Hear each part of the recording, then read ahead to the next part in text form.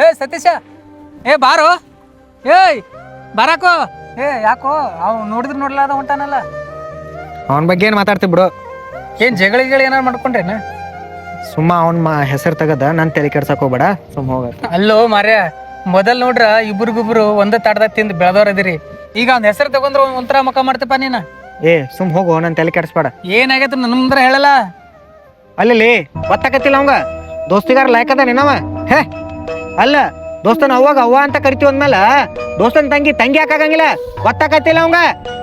ಮಗ 24 ತಾಸು ನನ್ನ ಹಿಂಬಾಲ ಇರವ, ಈಗ ನನ್ನ ತಂಗಿ ಮೇಲೆ ಕಣ್ಣಾಕ್ತಾನ.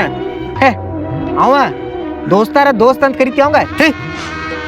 ಇಂಥವ್ರಿಂದ ದೂರ ಇದ್ರನ ಎಷ್ಟೋ ಚಲೋ. ದೋಸ್ತ್ ಅಂತ ದೋಸ್ತ್ ಹೋಗಲಿ. ಏ ಹೇಳೋ. ಅದೆಲ್ಲ ಇರ್ಲಿ, ನಿನ್ ಕಡೆ ಕೆಲಸ ಐತಿ, ನೀಲ್ ಬಾಯ್ಲಿ.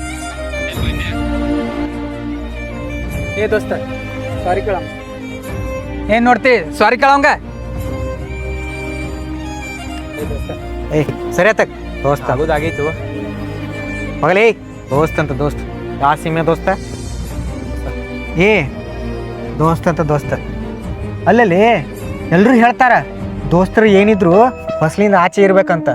ನಾ ನಿನಗ ಎಟ್ಟ ನಂಬಿದ್ನಿ, ಮನಿತನ ಸೇರ್ಸಿನಿ, ಅದಕ್ಕೆ ನೀ ಸರಿಯಾಗೇ ಇಟ್ಟಿ. ಹೋಗಲಿ. ದೋಸ್ತಿ ಅನ್ನೋ ಪದದ ಅರ್ಥಾರ ಗೊತ್ತೈತೆ ನಿಂಗೆ? ದೋಸ್ತಿ ಅನ್ನೋ ಪದಕ್ಕೆ ಕಳಂಕ ತಂದವನಿ.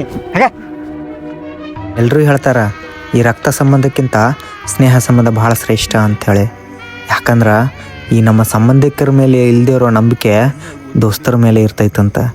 ಹಂಗಂತ ಈ ದೋಸ್ತರ ಫ್ಯಾಮಿಲಿನೂ ನಮ್ಮ ಫ್ಯಾಮಿಲಿ ಅಂತ ಯಾಕೆ ತಿಳ್ಕೊಳ್ಳಲ್ಲ?